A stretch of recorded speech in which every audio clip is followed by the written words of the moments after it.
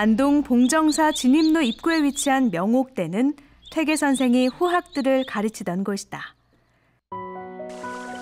퇴계는 젊을 때 봉정사에서 책을 읽으며 학문을 닦았고 이곳 계곡과 바위를 찾아다니며 자연과 벗하였다. 명옥대는 자연석 초석 위에 원형 기둥을 세우고 누마루를 설치한 독특한 기초를 갖고 있는 데다 내면을 모두 개방해 정자에 올라 주변 경관을 감상하기 더없이 좋다. 퇴계는 이곳에서 숙부 송제 이후의 아들인 종제 이수령과 공생인 권민의, 강한 등과 함께했으며 50여 년 뒤 이곳을 다시 찾아 그들과의 교류를 회상했다고 한다. 이곳 명옥대는 원래 낙수대라 불렸지만 중국 육사형의 초원시에서 솟구쳐 나는 샘물이 명옥을 씻어주네 비천 수명옥이라는 시구에서 인용했다. 특히 창암정사 현판도 선생의 시 푸른 바위 맑은 폭포만 예전 그대로네 의구 창암 백수현에서 인용했다. 현판의 이름에서 볼 수 있듯이 명옥과 창암은 자연의 아름다움을 노래한 것으로 자연만이 아닌 자연 속에 사람이 함께 있음을 의미한다. 차지 이경유 50년 소환춘치 백화전 지금 휴수이나처 의구 창암 백수현을 퇴계 사후 450년이 흘렀지만 이곳 봉정사와 명옥대는 여전히 남아 계곡과 사찰을 찾는 이들을 반기고 있다. 명옥대 현판처럼 누대와 정자, 서원, 고택 등에는 그만의 이름이 있다. 현판은 주인의 학문과 철학을 담고 있다. 우리 선현들은 현판에 아름다운 이름을 새겨 자신만의 우주를 만들고 삶의 지표로 삼았다. 퇴계의 유훈이 가장 잘 스며있는 곳 가운데 하나가 바로 도산서원이다. 도산서원은 퇴계 선생이 살아있을 때 마련했던 서당 공간과 서원 공간으로 나눌 수 있다. 도산서당은 선생께서 직접 제자들과 함께 공부하던 곳으로 선생이 친필로 쓴 글씨가 현판으로 걸려있다. 도산은 질그릇 굽듯이 인격을 둬야 한다는 뜻과 성인을 본받는다는 의미, 그리고 출사보다 자연에 은거한다는 의미를 담고 있다. 서당 공간과 달리 도산서원 공간은 퇴계 선생 사후 4년 만인 1574년에 건립됐다.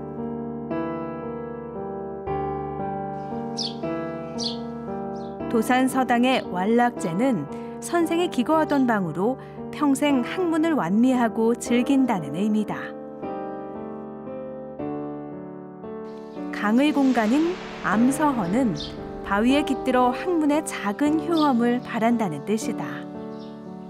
도산서당의 왈락제와 암서헌의 의미는 동방의 주자라는 어떤 명칭에 걸맞게 퇴계가 주자를 흠모하는 의미에서 퇴계 당신이 어떤 그 만년의 고향에 돌아와서 학문하는 자세를 겸손하게 표현했다고 생각이 됩니다. 서당 바로 옆에 있는 당시 제자들의 기숙사인 농은정사의 구조를 보면 공부하기를 원했던 퇴계의 뜻이 더욱 드러난다. 하늘에서 보면 공부 공짜로 된 농은정사에는 배우고 익히면 또한 즐겁지 아니한가란 시습제가 자리하고 있다. 시습제는 책을 따라서 늘 열심히 공부하는 삶의 자세를 강조했다면 관랑어는 자연을 바라보면서 자기 마음을 수양하는 삶의 자세를 강조했다고 볼 수 있습니다. 그러니까 책을 보고 공부하는 자세, 그리고 늘 자연을 벗삼아서 우주의 이치를 닮아가는 이 두 가지 공부가 제자들에게는 가장 중요했다고 생각했기 때문으로 보입니다. 도산서원의 현판도 다르지 않다. 선생 서거 후 지어진 건물이지만 제자들은 스승의 뜻을 충실히 따랐다. 전교당은 물론 박약제, 홍의제, 한존제 등도 공부하기를 원했던 스승의 바람대로 이름을 짓고 제자들도 평생 실천했다. 특히 도산서원의 현판은 사서의 학문 체계를 익히고 삼경을 연마하는 승당의 순서로 돼 있다. 일반 서원은 그 건물 주인공의 학문적인 특장을 두자, 석자 뽑아서 명명을 하지만 여기에는 보편적이고 일반적인 의미가 들어가 있습니다. 그 보편적이고 일반적인 의미 속에는 이 도산서원은 한 개인이 지은 사설 교육기관이 아니라 관학을 대신한다는, 소위 말하면 사학의 공교육화 추구라는 중요한 의미가 들어가 있습니다. 이 점이 대단히 중요합니다. 공부하기를 원했던 퇴계의 소망처럼 제자들도 공부를 게을리하지 않았으며 그들이 기거하는 집이나 누정, 정자에도 자신의 세계를 담은 현판을 걸고 평생 노력하는 자세를 유지했다. 퇴계의 제자 가운데 류성룡 선생은 임진왜란 때 나라를 구한 대제상으로 유명하다. 그는 전쟁이 발발해 연이은 패전으로 신의주까지 몽진한 선조가 명나라로 망명하는 것을 막았다. 그리고 그는 권율 장군과 이순신 장군을 추천해 육지와 바다에서 외적을 물리치게 했으며 도채찰사로 군무를 총괄했다. 풍전등화 같은 조선의 운명을 온몸으로 구해낸 서해 류성룡 선생의 학덕과 업적을 기리기 위해 후학들이 건립한 곳이 바로 병산서원이다. 병산서원의 구조는 대체로 내면의 수양과 암, 실천 등이 어느 한쪽으로 치우치지 않고 함께 나아가는 지행병진의 의미를 담고 있다. 병산서원의 사당은 존덕사, 정당은 입교당, 동제는 동직제, 서제는 정허제, 서원의 출입문은 복례문, 서원 앞에 중축 누각은 만대루 등의 이름을 갖고 있다. 동서제인 동직제와 정허제는 주렴계 통서에 나오는 고요할 때는 마음이 비워지고 동할 때는 마음이 고다진다라는 정허동직에서 인용한 말로 이는 평소 마음을 수양하여 외물의 욕심이 침범하지 않도록 함을 강조한 것이다. 출입문인 복례문도 예로 돌아간다는 극기 복례에서 나온 말로 논어 안연편 사욕을 이기고 예로 돌아가는 것이 인이다. 인을 행하는 것은 자기에게 달려있지 어찌 남을 통해서 하는 것이겠는가 이다. 병산서원의 중축 누각 만대루는 두보의 백제성루의 시 푸른 절벽사는 저물녘에 잘 어울린다. 취병의 만대에서 인용했다. 낙동강의 아름다운 풍광을 품고 있는 만대루는 지행병진의 학문을 강조하고 백척간도의 위기를 극복하고자 했던 서의 가르침을 오늘 우리에게도 되새겨주고 있다. 병산서원 편액의 의미는 대체로 내면의 수양과 암과 실천이 어느 한쪽으로 치우치지 않고 함께 나아가는 지행병진의 의미를 담고 있습니다. 이는 서해 유성룡과 그의 아들 수암유진이 추구한 학문과 계를 같이 하는 것입니다. 서해 유성룡은 도학과 문장 그리고 덕행과 글씨에 뛰어났으며 그가 추구한 경세적 학문은 이후 문인들에게 계승되어 서해 학맥을 형성하였습니다. 병산서원은 바로 그 서해 학통의 중심지로서 오늘날까지 책임을 다하고 있습니다. 서해 류성룡 선생의 종택인 하회마을 충효당도 지행병진을 추구했던 선생의 마음이 담겨 있다. 충과 효는 서해 선생이 남긴 마지막 시에서 강조된다. 선생은 돌아가시기 두세 달 전에 자제들에게 7자로 된 유건시로 유언을 남겼다. 권한오니 자손들아 반드시 삼가할지어라. 충효 이외의 다른 사업은 없는 것이니라. 이 충효 사상은 조선 왕조 500년 동안 기본 덕목으로 강조된 것으로 서해 선생도 나라에 충성하고 부모에 효도하라는 가르침을 후학들과 그의 후손들에게 남겼다. 충효당과 인접한 북촌댁의 현판 화경당과 수신화의 의미도 온화함으로 부모를 섬기니 효요, 공경한 마음으로 군주를 섬기니 충이다라고 하여 화경의 의미는 또 다른 충효의 의미와 같다고 한다. 퇴계의 제자 가운데 계문 삼처사의 한 분으로 일컬어진 송암 권호문 선생은 집경당이라 불렀던 그의 서재를 퇴계의 가르침에 따라 관물당으로 고쳤다. 송암 선생은 사물을 관찰할 때는 마음으로 보는 것만 못하고 마음으로 보는 것은 이치로 보는 것만 못하다. 만약 이치로서 관찰할 수 있으면 만물을 훤히 통찰하는 것이 모두 나에게 갖춰줄 것이다 라고 하여 관물의 의미는 사람만이 세상에서 가장 신령스러운 존재로서 세상의 이치를 탐구할 수 있다고 하였다. 퇴계 선생은 제자인 송암 권호문의 인품과 학문에 걸맞게 관물당이란 당호를 지어주었고 직접 글씨를 써줬으며 송암을 맑고 깨끗한 살림처사에 풍모가 있다라고 격찬하였다. 퇴계의 제자로 퇴계를 지근거리에서 가장 오랫동안 모셨고 퇴계의 임종을 지켜본 제자는 간제 이덕홍 선생이다. 간제는 학문과 과학에 뛰어났으며 30살 때 퇴계의 명으로 혼천의와 선기옥형을 만들어 천체를 연구하면서 퇴계로부터 칭찬을 받았다. 퇴계는 그에게 간제라는 호를 지어주었고 간제는 퇴계의 가르침을 상세히 기록한 계산 기선록을 지어 종신토록 본보기로 삼았다. 간제를 기리기 위해 세워진 5개 서원에는 동제인 관성제와 서제인 관서헌이 있는데 관성제는 주자가 남원 장식으로부터 받은 편지의 내용을 평생 좌우명으로 삼고 성찰했다는 데서 인용했다. 또 서제 관서헌은 주자의 관서유감에 독서를 통해 본성을 회복한다는 데서 인용한 것으로 주자의 학문을 계승하고 체득하고자 한다는 뜻이 담겨 있다. 돌아가실 때 퇴계 선생이 서책의 정리를 부탁했던 분이기도 합니다. 또한 간제 선생은 퇴계가 가장 중시했던 심령에 대한 공부에 깊이 들어가서 심령을 가장 잘 이해한 제자였다고 할 수가 있습니다. 그렇기 때문에 간제 선생을 모신 옥외서원은 간제의 학덕과 그 학문의 깊이를 보여주는 아주 중요한 서원이라고 할 수가 있습니다. 우리가 퇴필이라고 하는 퇴계의 글씨는 경북 지역 누대와 정자, 종택 등에 상당히 남아있다. 성리학의 대가 퇴계 선생의 글씨라는 점에서 의미가 남다르지만 현판에는 선생의 깊은 뜻이 담겨 있다. 이마댐 수역에 위치한 백운정은 귀봉 김수일 선생의 정자로 퇴계 문화에서 수학했으며 특히 심학에 대해 논리가 명백하고 통철하여 선생의 각별한 칭찬을 받았다고 한다. 백운정 현판 글씨는 조선시대 전서의 대가인 미수 허목이 썼다. 현판 좌측에 90노인서에서 볼 수 있듯이 허목이 90세쯤 쓴 글씨로 추정된다. 백운정 현판은 미수의 글씨지만 중문과 마루 동편의 조양문과 이요문은 모두 퇴계의 친필이다.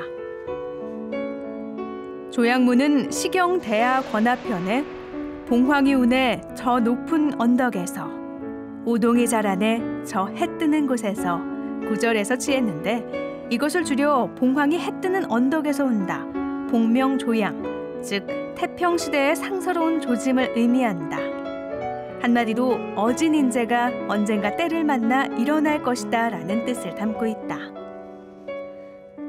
이요문은 논어 옹야편에 어진 사람은 산을 좋아하고 지혜로운 사람은 물을 좋아한다. 인자요산 지자요수로 한마디로 좋은 산수의 즐거움을 누린다라는 뜻이다. 특히 이요문 편액에 작은 글씨로 쓰여진 도산 심획은 글씨를 대하는 퇴계의 마음가짐을 엿볼 수 있다.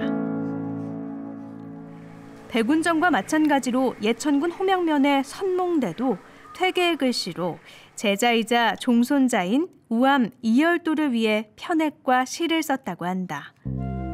우암 이열도는 어려서부터 총명하고 재주가 남달랐으며 육경과 사설을 통달해 종조부인 퇴계의 기대를 한 몸에 받았다.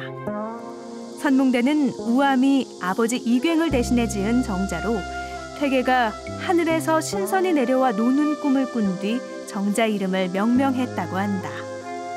퇴계는 선몽대 세 글자와 함께 직접 시를 써줬는데 편액 글씨는 유려하면서도 굳세고 단정한 필법이 가미된 이른바 퇴필의 전형적인 서풍을 담고 있다. 송로 고대 삽치허 백사 청벽 환한여 오금야야 빙선몽 막한 전시 진상소.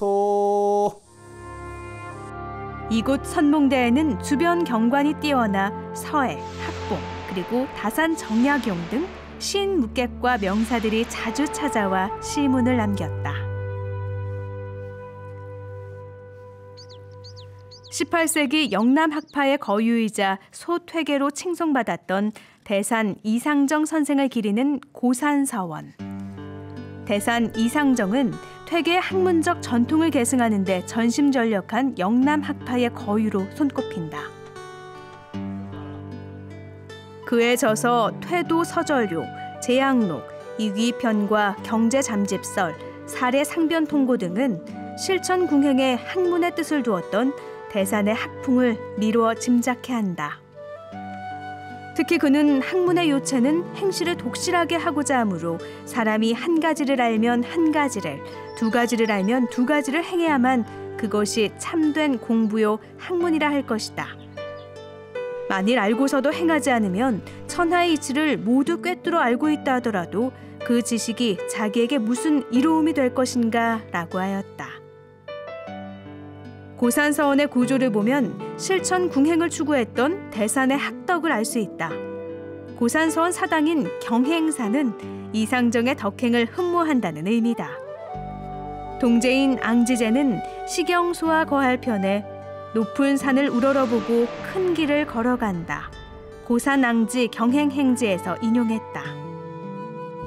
서제인 지지당은 나아갈 곳에 나아가고 멈출 곳에 멈춘다. 행행지지의 뜻이다. 고산서원의 고산도 높은 산을 우러러본다는 뜻으로 경행사, 앙지제 모두 한결같이 대산 이상정의 학덕을 존무한다는 의미를 지니고 있다. 대산 선생은 만년에 정조로부터 예조 참의 등의 벼슬에 임명되었지만 벼슬을 사양하고 한결같이 고향에 응거하여 학문과 저술, 후진양성에 힘썼던 영남 이학파를 대표하는 18세기의 거위였습니다. 고산정사가 있는 고산서원은 바로 선생께서 지행일치의 삶을 추구한 강학처로서 의미가 있으며 오늘날까지도 출처를 중시하는 선비들의 마음가짐과 자세를 엿볼 수 있는 매우 귀중한 공간이라고 말씀드릴 수 있습니다. 각수의 칼이 나뭇결을 따라 움직이고 글자가 드러나면서 나무가 현판으로 변한다. 죽은 나무가 현판이라는 새로운 생명을 얻은 것이다. 각수가 불어넣은 생명은 현판 주인의 말과 글이 되고 마음이 되고 그의 우주가 된다. 이 전통은 옛날 기법 그대로 따라서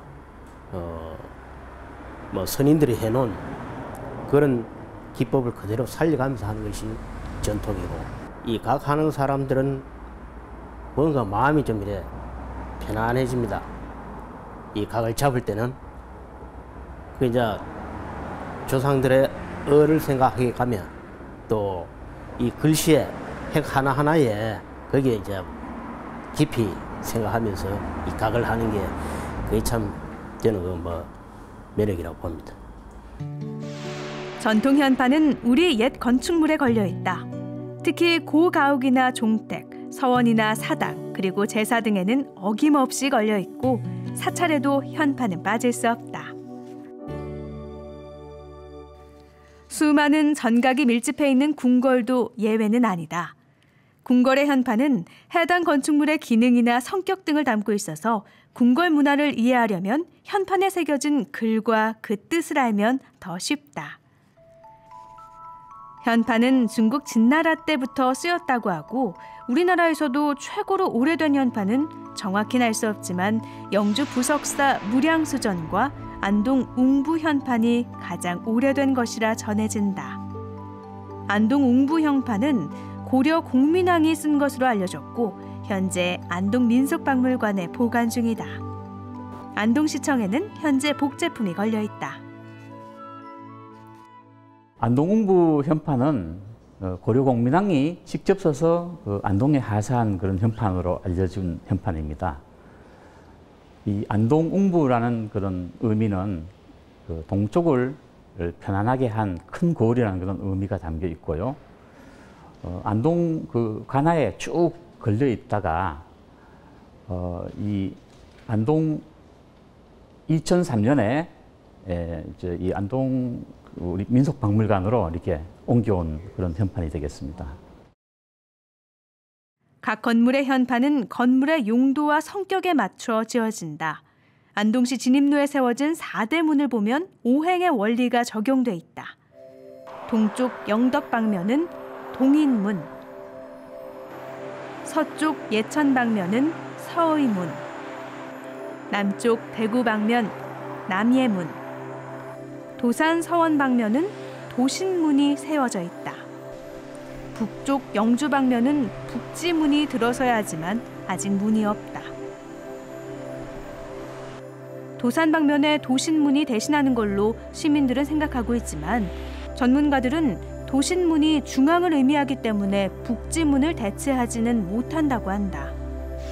인, 의, 예지, 신을 오행으로 따지면 각각 동서, 남북 중에 해당하기 때문에 이렇게 이름을 붙인 것으로 보인다. 궁궐의 현판을 보면 더 명확히 알 수 있다.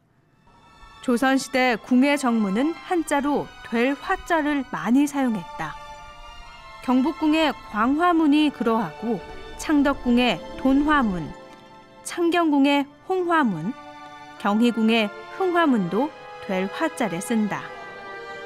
각 궁의 정전의 이름에는 정자가 들어가는데 경복궁의 근정정, 창덕궁의 인정전 등은 임금이 신하들과 나라를 다스리고 정치를 펼치는 궁전으로 화와 정 글자에는 유교 국가인 조선의 정치 철학이 담겨 있다. 근정전이라는 것은 성실하게 근면하게 정치한다는 그런 뜻을 담고 있으면서 이 경복궁의 가장 중심되는 건물의 어떤 위치를 차지하고 있는 것이죠. 아울러서 창덕궁의 정전은 인정전이라고 하는데 인자하게 정치한다 이런 뜻을 담겨져 있고, 그다음 창경궁의 정전은 명정전이라고 하여 밝은 정치를 한다는 그런 뜻입니다. 아울러서 경희궁의 정전 또한 숭정전이라고 해서 정치를 받든다, 어떤 이런 조선 유교의 성리학적 철학을 담고 있는 그러한 공간의 현판이라고 말씀드릴 수 있겠습니다. 경복궁의 건물은 근정전을 중심으로 좌측에 수정전과 경회루가 있고 뒤에는 사정전과 임금의 침전인 강령전, 왕비의 침전인 교태전이 나란히 배치되어 있다. 또 우측에는 세자의 활동 공간인 동궁, 자선당이 있다. 궁궐 건축물의 현판도 전과 당, 정 또는 루 등이 끝에 붙는다. 가장 중요한 건물인 왕과 왕비, 대비 등이 사용하는 건물의 현판에는 전자가 붙는다. 전은 건물 가운데 가장 격이 높다. 당은 전에 비해 규모는 떨어지지 않지만 격이 한 단계 낮은 건물로 공적인 활동 영역이 아닌 일상의 활동 공간이라 생각하면 된다. 왕과 왕비는 당의 주인이 될 수 있지만 신하들은 전의 주인이 될 수 없다. 창덕궁의 낙선제는 헌종이 소박하게 지은 건물로 4대 부가의 가옥 구조를 담고 있다. 이 건축물은 헌종이 서재 겸 휴식 공간으로 지은 것으로 단청이 없고 4대부 주택 형식으로 건축된 것이 특징이다. 특히 낙선제는 조선 황족들이 마지막을 보낸 곳으로 슬픈 사연이 담겨 있다. 마지막 황후인 순정효황후, 영친왕과 그의 부인 이방자 여사, 그리고 고종의 딸이자 마지막 황녀인 덕혜옹주 역시 이곳 낙선제로 돌아와 생을 마감했다. 창덕궁의 후원 부용지에는 부용정과 주함루, 영화당, 서향각 등이 있다. 임금의 산책과 휴식 공간인 이곳은 왕의 공간이란 뜻으로 금원이라 불렸다. 땅의 본래 모습을 그대로 유지하면서 꼭 필요한 곳에만 인공적으로 꾸며놔 우리나라 조원의 특징을 잘 반영하고 있다고 한다. 이렇듯 궁전과 사대부가의 옛 건축물에 붙는 이름은 전당 합각, 재현 루정으로 분류되며 엄격하지는 않지만 대체로 규모의 크기나 품격이 높은 것에서 낮은 것으로 가는 순서로 이해할 수 있다.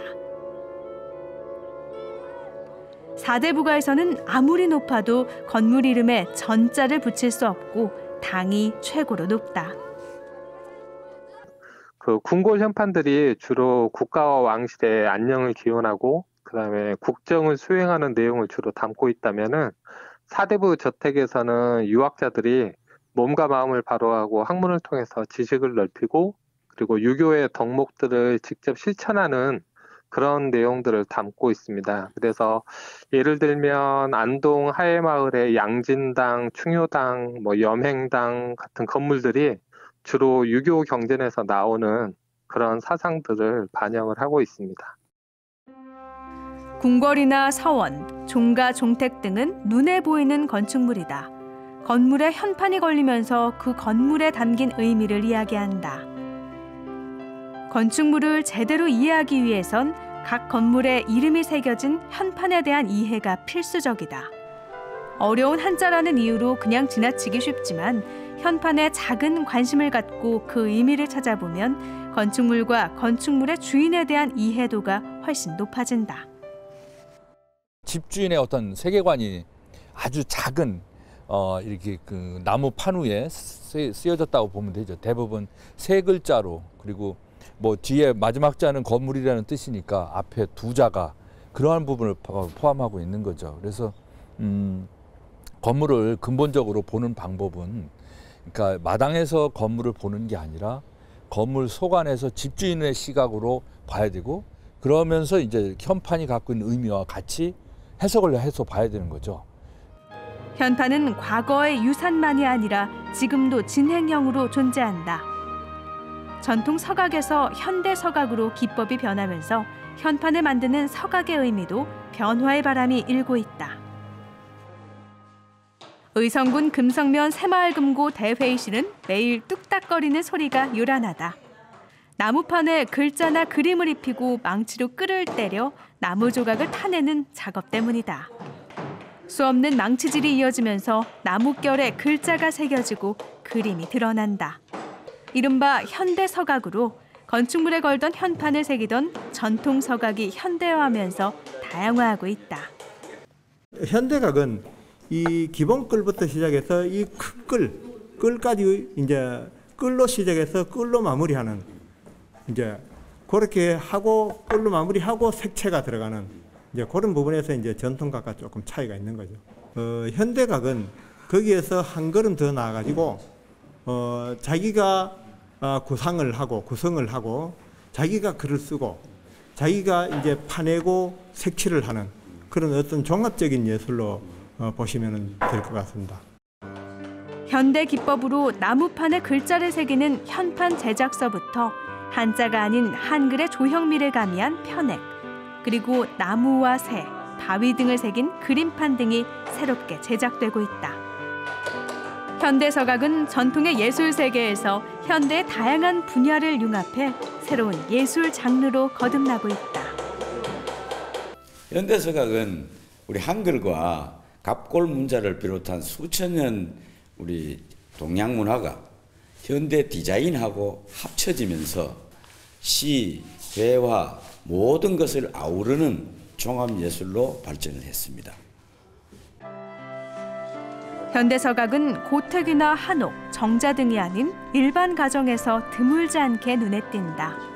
의성군 사곡면의 한 주택에 걸린 현판 청원 사정은 시를 듣는 정자란 뜻으로 시 낭송가로 일하는 주인의 마음을 담고 있다. 시 낭송가는 자신의 집에 현판을 걸면서 자신이 좋아하는 시 낭송에 대한 마음가짐이 달라진 것은 물론 집을 찾아오는 사람들도 좋아하고 있다고 한다. 토암 시낭송 상방으로 걸면서 저에 대한 어떤 그런 시낭송이라든지 이런 부분에 대한 열정도 좀 더 강해지고, 또 내가 간파 현판을 걸어놓고 나니까 뭔가 어떤 그런 그 숙명감이라 할까, 앞으로 내가 어떻게 해야 되겠다 하는 어떤 그런 의무감, 자신감, 막 이런 부분도 또 생기고, 그렇게 해서 아마 앞으로 정말 여기가 그 부모님 때부터 살던 곳입니다만은 제가 한평생을 여기서 신앙송을 하고. 현대 서각을 좋아하는 한 회원은 집 거실에 무용지용 격언을 가훈 삼아 걸어두고 있다. 언뜻 보아 쓸모없는 것으로 보이는 것이 오히려 큰 구실을 한다라는 뜻으로 장자의 가르침이다. 그의 개인 작업실에도 다양한 편액이 걸려 있는데 이젠 자유롭게 쉬고 싶다는 자신의 마음을 담고 있다. 꽃과 바람처럼 살고 싶다. 이거는 이제 실제로 뭐 이제는 또 놀러 좀 다니고 싶어요. 여행도 좀 다니고 좀 걸을 다니고 싶어가지고 그래가 이제 꽃과 바람처럼 살고 싶다. 그다음에 뭐 인생 추구의 뭐 뜻은 좀 비슷합니다만은 예, 그렇고요.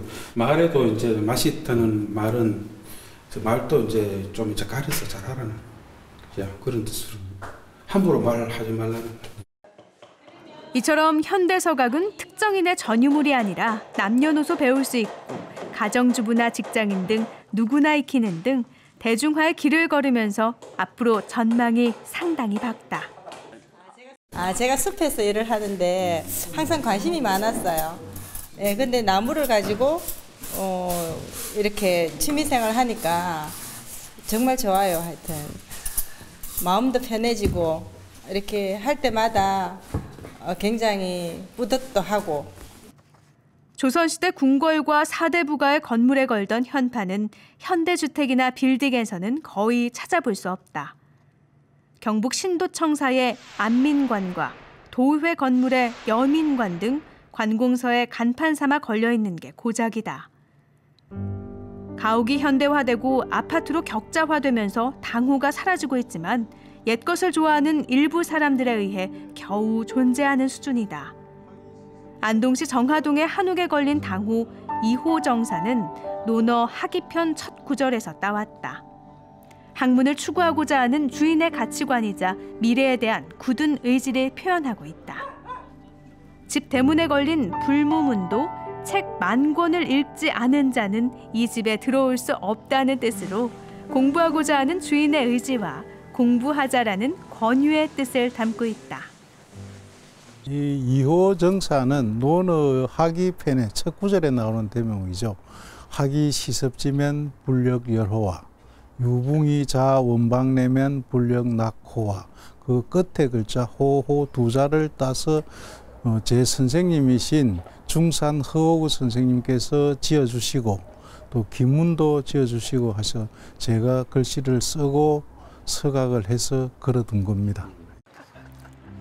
또 현판이 갖고 있던 집주인의 학문이나 사상, 신념 등은 최근 들어 가훈이나 좌우명으로 거듭나고 있는 것도 주목해 볼 만하다. 나무로 된 현판이 아니더라도 족자나 액자 형태로 집안 내력이나 조상의 말씀, 좋아하는 글귀를 갖는 가훈 쓰기는 현판의 또 다른 형태라 할 수 있다. 안동 민속박물관에서 가훈 쓰기를 주도하고 있는 권영한 옹은 관람객의 성씨를 중심으로 조상들의 행적을 설명하고 좋은 글귀를 찾아 붓글씨로 가훈을 무료로 써준다. 아버님께서는 가만사성을 가훈으로 강조하셨는데 오늘 청남 선생님께서 어려운 난간을 뚫고 나가라는 좋은 글귀를 주셔서 더 의미가 있고 또 이 좋은 글을 또 가훈으로 또 남기겠습니다. 건축물의 현판 못지않게 집안 대대로 내려오는 가훈도 그 사람과 집안의 얼굴로 자녀 교육뿐만 아니라 집안의 신념과 가치관을 표현하기 때문에 보존과 전승돼야 할 우리의 소중한 자산이다. 우리가 가지고 있는 미덕은 또 우리의 전통입니다.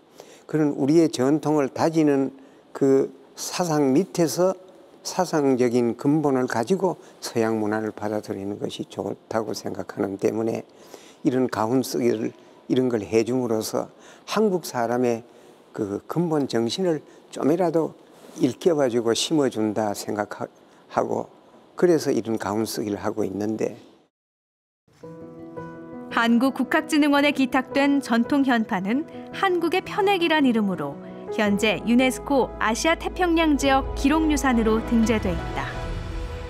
대부분 종택이나 서원, 정자, 제사 등 건물의 처마와 문 사이에 글씨를 새겨 걸어둔 편액은 건물의 기능과 의미 등 건물주가 지향하는 가치관을 3자에서 5자 정도 함축해 반영하고 있다. 189개 문중과 서원에서 기탁한 550점의 편액은 건물의 건축 목적에 따라 주거 공간과 추모 공간, 교육 공간, 수양 공간으로 구분되며 16세기에서 20세기 초에 제작됐다. 편액은 유학적 세계관을 바탕으로 동양의 인문정신과 서의 미학적 가치가 매우 높은 것으로 평가되고 있으며 특히 자신이 표방하고 있는 삶의 가치를 편액을 통해 드러내고 평생 이러한 삶을 위해 노력했던 유학자들의 삶을 고스란히 담고 있다는 점에서 매우 의미 있는 것으로 평가되고 있습니다. 한국의 편액은 인문학적 가치는 물론 높은 서예 미학적 가치 등에 따라 아시아 태평양을 넘어 세계 기록 유산으로 등재를 진행시키려고 노력하고 있다. 한국국학진흥원에서는 2016년에 편액 550점을 유네스코 아태 기록유산에 등재를 했습니다. 저희는 이제 각 문정에서 갖고 있는 편액들을 추가로 더 조사, 수집, 발굴하고 그 다음에 그 궁중 편액들까지 포함을 해서 아울러서 2021년경에 세계 유네스코 세계 기록유산에 등재할 계획으로 있습니다. 각 문중에서 이제 저희가 수집할 때 많은 협조가 필요한 그런 상황입니다. 유교연판은 단순히 나무에 새겨진 글자를 넘어 유학적인 이념과 건물 주인의 가치관과 인생관이 들어있다. 이웃과 마을 그리고 지역사회에 자신의 세계관을 알리는 하나의 표석으로 작용했다. 현대에 와서는 가정의 가훈으로, 가게의 간판으로, 각급 기관의 이름으로, 상품의 디자인과 브랜드로 저마다 의미를 부여하면서 다양한 모양으로 변모하고 있다. 하지만 새로운 모습으로 바뀌어도 현판 주인이 추구하고자 하는 신념과 가치관, 그의 우주관은 예나 지금이나 다르지 않다. 현판이라는 건 과거적인 얘기잖아요, 지금. 근데 그것이 오늘날 우리한테 어떤 영향을 줄 것이고 앞으로 어떻게 갈 것이냐는 문제 중에 지금 뭐 우리는 계속 사람마다 이름을 지어지는 것처럼 건물에도 이름을 지어질 건 분명하고 그랬을 때 그 이름은 어떤 이름을 지을 것인가 그리고 그 공간을 앞으로 살아갈 사람들, 지금 살고 있는 사람들 어떻게 보면 그렇게 바람 그리고 가치관이 담겨져 있고 어떻게 보면 우리가 요즘 입고 있는 가훈이 될 수도 있는 그런 미래지향적 가치관 속에서 현판을 다시 바라보는 것이 맞다고 봅니다. 인공지능 AI와 4차 산업혁명의 미래 사회가 다가오지만 나무에 새겨진 작은 우주, 현판의 가치가 새롭게 다가오는 이유가 여기에 있다.